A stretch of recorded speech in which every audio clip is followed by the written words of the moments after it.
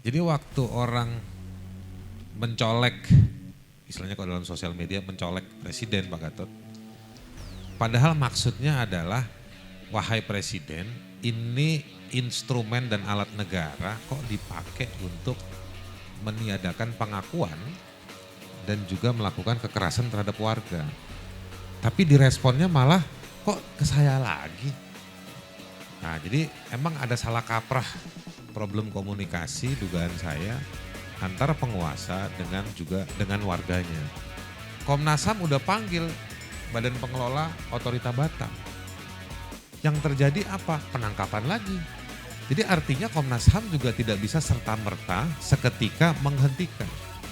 Beda di masa-masa yang lampau, ketika ada peristiwa, ada kepemimpinan nasional itu yang mengintervensi, membiarkan Komnas HAM, KPK, Ombudsman, lembaga-lembaga itu kayak semacam memberikan kode lewat media. Misalnya Mas Hersu ini orang media, media itu jadi penting.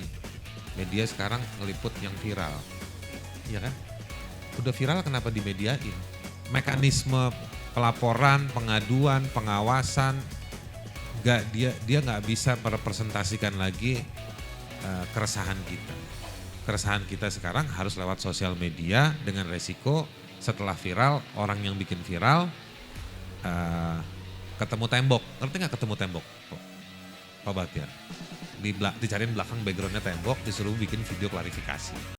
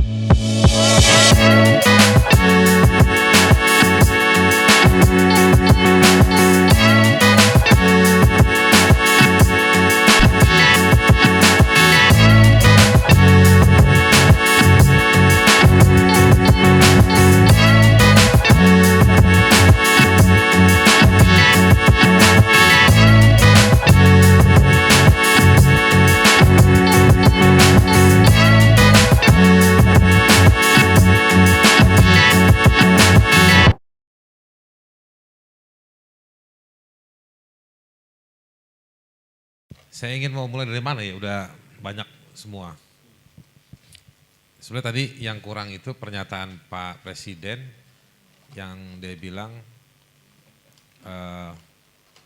kenapa urusan-urusan kayak gini harus ke saya lagi. Dia ingin mengatakan bahwa harusnya jajaran di bawahnya bisa menyelesaikan. Itu memang mengafirmasi atau mengkonfirmasi lah,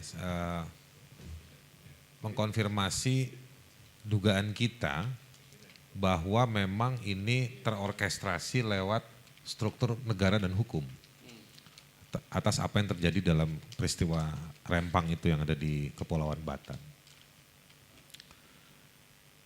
Nah, jadi waktu orang mencolek, istilahnya kalau dalam sosial media mencolek presiden Pak Gatot, padahal maksudnya adalah, wahai presiden, ini instrumen dan alat negara kok dipakai untuk meniadakan pengakuan dan juga melakukan kekerasan terhadap warga. Tapi diresponnya malah kok ke saya lagi. Nah, jadi emang ada salah kaprah problem komunikasi dugaan saya antara penguasa dengan warganya. Yang satu protes kenapa instrumen negara dipakai untuk menggusur, tapi si penguasanya malah merespon dengan mengatakan jangan ke saya lagi gitu. Atau saya punya tafsir yang mudah-mudahan ini baik, tafsirnya apa? Artinya mau bilang kalau memang polisi melakukan kekerasan, lapor aja ke Komnas HAM, ke Kompolnas, misalnya kayak gitu. Atau kalau ada cara-cara, ada problem lain, gunakanlah mekanisme. Nah, tapi suasana pengalaman kita, warga, sudah habis langkah kita, sudah habis kertas kita, ibaratnya nih ya, sudah habis kertas dan langkah kita untuk melapor kemana-mana. Kenapa? Karena ketika kita melapor kemana-mana itu, urusannya menjadi birokratis. Bayangkan sekarang orang Rempang harus ngapain dalam pendekatan advokasi. Tadi Prof. Suparji menyatakan bikinlah tim investigasi. Ya berdasarkan pengalaman saya, hasil laporannya mau diapain? Kita bikinin diskusi pengajian, mau dilaporkan kemana? Mau dibawa kemana? Komnas HAM udah panggil Badan Pengelola Otorita Batam. Yang terjadi apa? Penangkapan lagi. Jadi artinya Komnas HAM juga tidak bisa serta-merta seketika menghentikan. Beda di masa-masa yang lampau, ketika ada peristiwa, ada kepemimpinan nasional itu yang mengintervensi, membiarkan Komnas HAM, KPK, Ombudsman, lembaga-lembaga itu kayak semacam memberikan kode lewat media. Misalnya Mas Hersu ini orang media, media itu jadi penting. Media sekarang ngeliput yang viral, iya kan? Udah viral kenapa dimediain? Ini kritik aja sama media. Memang nih agak kacau kita nih, kehidupan bersama kita nih belakangan agak kacau. Jadi teman-teman ibu bapak sekalian, saya mau mengatakan bahwa mekanisme pelaporan, pengaduan, pengawasan, dia nggak bisa merepresentasikan lagi keresahan kita. Keresahan kita sekarang harus lewat sosial media dengan resiko setelah viral, orang yang bikin viral ketemu tembok. Ngerti nggak ketemu tembok, Pak Bahtiar? Dicariin belakang backgroundnya tembok, disuruh bikin video klarifikasi. Jadi semua video klarifikasi rata-rata belakangnya tembok tuh. Nanti coba barangkali Mas Hersu punya pasukan medianya, kumpulin tuh video-video klarifikasi. Belakangnya tembok semua, saya Hersu Beno menyatakan minta maaf, kayak gitu-gitu. Nah jadi itu paling rendah, paling agak naik dikit dikasih duit di lobby. Kalau nggak dikasih duit di lobby nggak mau, direkrut nggak mau, di somasi. Nah, di somasi nggak mau dilaporin kan, di sini yang dilaporin udah banyak. Pak Gatot aja udah dilaporin ya kan. Nah terakhir diadili, dimasukin penjara. Itu yang saya alami juga sekarang. Gak apa-apa, kita semua lagi dalam satu paket trending yang banyak terjadi. Yang kemudian ingin saya sampaikan lagi, ibu bapak sekalian, sebetulnya kita perlu mengedukasi diri kita tentang PSN. Apa itu proyek strategis nasional. Saya ingin nyambung sedikit dengan apa yang disampaikan oleh Pak Said Didu tadi. Betul itu, pas 2006 berubah. Kenapa? Karena pas tahun 2006 itu, 2016 itu, Perpres PSN ini keluar. Setahun kemudian 2017 Perpres PSN direvisi, diamandemen. Isinya apa? Nah saya saran kalau memang ada waktu nanti malam download di HP, bacalah sebelum tidur supaya mimpinya indah. Nah sebelum membaca kalau ada pengen baca buku, saya punya buku satu, nyambung lagi tadi sama Pak Said Didu, bukunya namanya Intelijen Pertanahan. Dr. Guna Negara yang nulis. Di buku itu di bagian awal disebutkan bahwa ada sejumlah tanah di sejumlah negara dikuasai oleh konglomerasi dari negara tertentu, dikuasai oleh pemerintahan negara tertentu dalam skema bisnis. Pak Gatot. Pak Gatot kan suka bicara geopolitik. Saya pikir perlu baca. Di buku itu dia ngambil data-data dari lembaga-lembaga riset yang memang punya akses untuk melihat bagaimana ada peralihan penguasaan, kepemilikan, dan penggunaan sejumlah aset tanah itu oleh sejumlah negara yang pakai gambaran, pakai vehicle, pakai kendaraannya bisnis. Kendaraannya bisnis. Jadi ibu bapak sekalian, bahwa apa yang terjadi hari ini bukan sesuatu yang baru.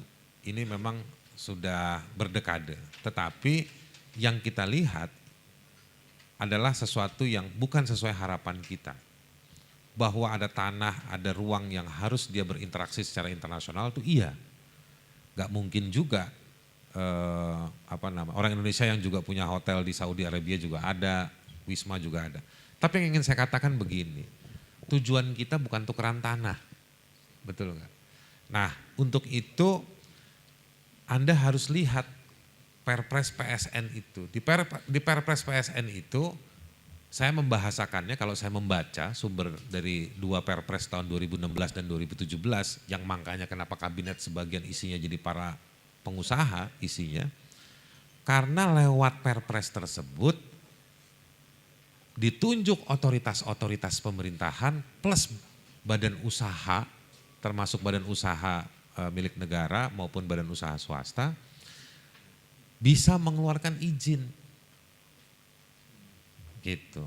Izin IPPKH, pelepasan kawasan hutan, izin lokasi, izin lingkungan, dan juga izin terhadap pertanahan itu sendiri. Itulah kenapa teman-teman advokasi agraria sangat resah dengan program strategis proyek strategis nasional. Itu satu. Yang kedua, di dua aturan PSN itu, innalillahi wa innalillahi roji'un. Kalau Bapak Ibu punya lokasi, tiba-tiba di Jakarta menetapkan lokasi itu adalah lokasi PSN, Anda tidak bisa jual. Jadi kalau ada perdebatan masyarakat nggak punya sertifikat, gimana dia mau sertifikasi? Karena menurut Perpres PSN, Anda nggak bakal bisa ngajuin sertifikasi. Satu. Yang kedua, oke lah kita pakai pendekatan hukum adat. Ada rejim regulasi hukum adat, tata kelola hukum adat, pengakuan orang maupun tanah adat. Ya kan? Tetapi itu berbelit dan juga berbirokrasi. Sampai di situ ujungnya nanti pendaftaran tanah adat juga nggak bisa, karena nanti di daerah itu juga tata pemerintahan di kabupaten atau di provinsi akan bilang ini PSN. Nah, di mana saja PSN menurut Perpres tersebut ada daftarnya, tapi ada pasalnya di dalam PSN seketika bisa berubah. Makanya saya bilang innalillahi wa inna ilaihi roji'un. Kita nggak ngerti besok apa yang terjadi. Bisa dirubah lewat riset yang dilakukan oleh sebuah komite. PSN itu kalau Anda cari pasalnya, di mana perannya warga boleh merubah. Di mana perannya masyarakat, perannya kami. Pak Gatot bilang deklarasi bisa cari nih. Kalau gitu kita bikin tim advokasi untuk merubah daftar PSN. Siapa lu? Gak ada pasalnya di Perpres tersebut. Satu-satunya cara tadi yang Mas Hersu bilang, kalau keberatan ajuin ke MK, karena ini Perpres ajuin ke MA. Begitu kan Prof? Ya kan? Mengajukan ke MK, mengajukan ke MA, gak ada pasalnya di Perpres PSN. Saya khawatir rejim mobilisasi investasi ini bukan mengaca pada Perpres PSN, tapi dia tenggelam hidup ya dengan Perpres PSN tadi itu. Jadi dengan kata lain tanda kutip konstitusinya adalah Perpres PSN itu. Pak Said Didu. Nah, jadi memberikan keleluasaan yang luar biasa kepada pejabat pemerintahan di sejumlah kementerian tadi itu disebut bisa mengeluarkan izin, mengeluarkan izin, merubah topik proyek strategis nasional tadi itu bisa dirubah dan kita nggak tahu cara merubahnya bagaimana. Apa indikatornya? Itu hanya bisa dilakukan oleh komite komite pengawal penyediaan infrastruktur untuk PSN itu sendiri. Siapa yang ada di komite itu? Bagaimana caranya berinteraksi dengan komite itu?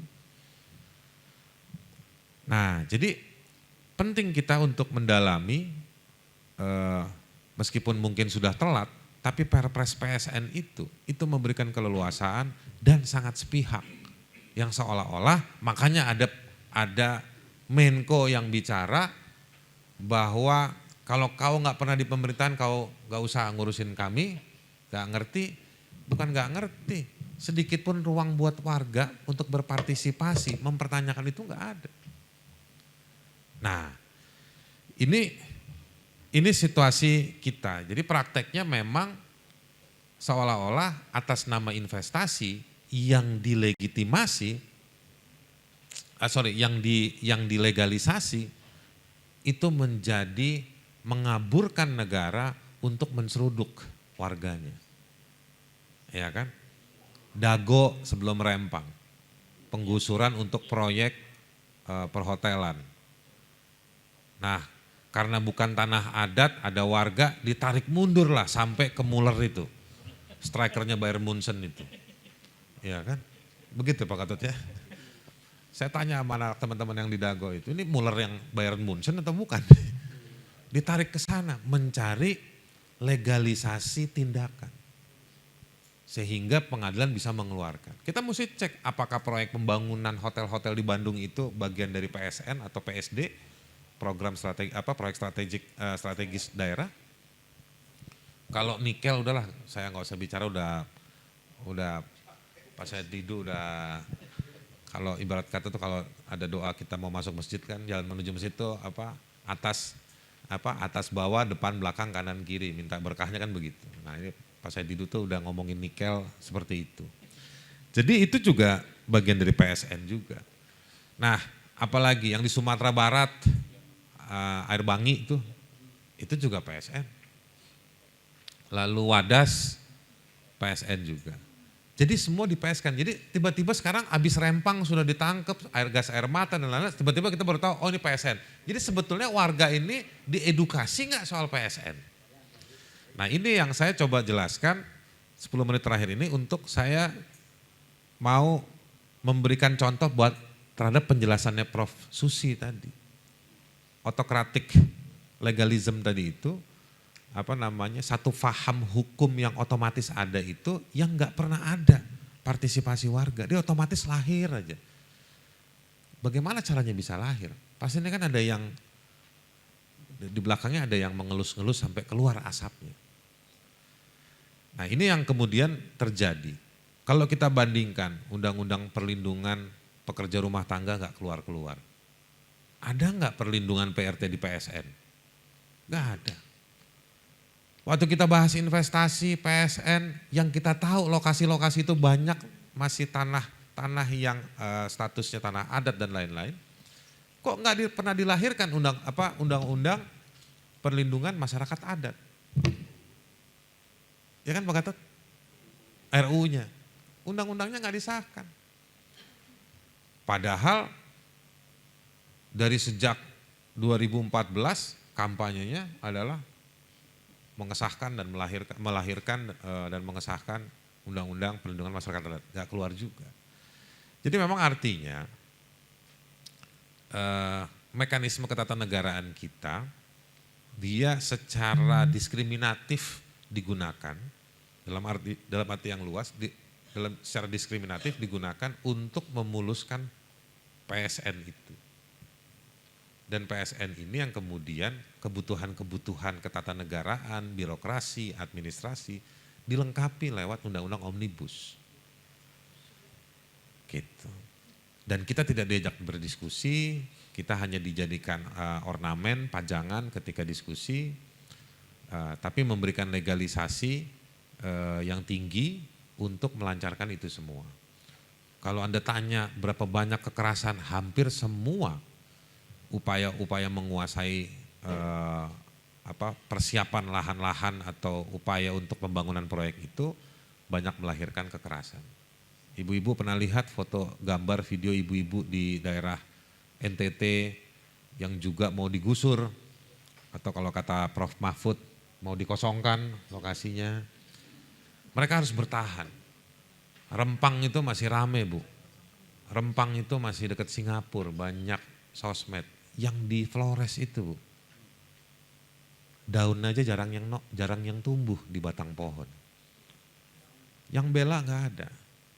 Pagi-pagi didatengin sama pasukan-pasukan yang badannya segede kulkas, bajunya lengkap, ya kan? Yang maju ke sana ibu-ibu, karena laki-lakinya udah ditangkepin. Gitu. Nah, jadi lawan fisik kita dianggap, secara fisik kalau kita melawan dianggap melakukan kekerasan, kalau pakai kata-kata kita dianggap menghina. Nah, itu adalah semua kelengkapan yang memang dikondisikan untuk kelancaran PSN itu sendiri. Kita berhutang darah, keringat, air mata dengan orang-orang yang dari di Rempang, di Wadas, di Dago, dan di banyak tempat. Karena lewat mereka lah kita semakin sadar, Ibu Bapak sekalian. Dan harusnya itu semua menjadi amunisi kita untuk mendorong electoral justice. Waduh, saya kutip nih. Enaknya di pembicara terakhir gitu, tinggal ngutip-ngutip. Saya ngebantuin Mas Hersubeno. Jadi ini harus jadi electoral justice. Kita nggak tahu siapa yang bakal jadi presiden dengan suasana seperti itu. Bahkan kita nggak tahu apakah benar ada pemilu. Ya kan? Nah, jadi electoral justice-nya juga jadi pertanyaan tuh, Prof. Ya kan? Nah, jadi mudah-mudahan kita memilih presiden, wakil presiden. Kalau saya sih udah cium-cium nih arahnya, Pak Gatot nih nanti dukung siapa, ya kan? Pak Bahtiar saya belum tahu dukungnya siapa. Mungkin poros keempat, Pak, ya. Nah, tapi siapapun mereka, kita harus memperkaya narasi kita sebagai simbol. Narasi kita sebagai simbol atas substansi problem. Gitu. Janganlah kita mengkapitalisasi air mata, darah, dan keringat itu hanya untuk 1-2 calon. Tapi setelah itu kita jatuh lagi seperti waktu Pak Said Didu main gocek-gocekan di tahun 2014. 2014 tergocek-gocekan dan 2016 gol. Kartu merah. Suruh out. Jadi mungkin itu Ibu Bapak sekalian yang ingin saya berbagi, ingin saya sampaikan bahwa kita berhutang dari kasus Rempang untuk memberitahu, menyadarkan kita atas problem yang jauh lebih serius. Sesuatu yang legal belum tentu legitimate. Bahwa ada krisis legitimasi meskipun penguasa berusaha melegalisasi proyek PSN tadi, proyek strategis nasional tadi itu. Mungkin itu Mas Hersu.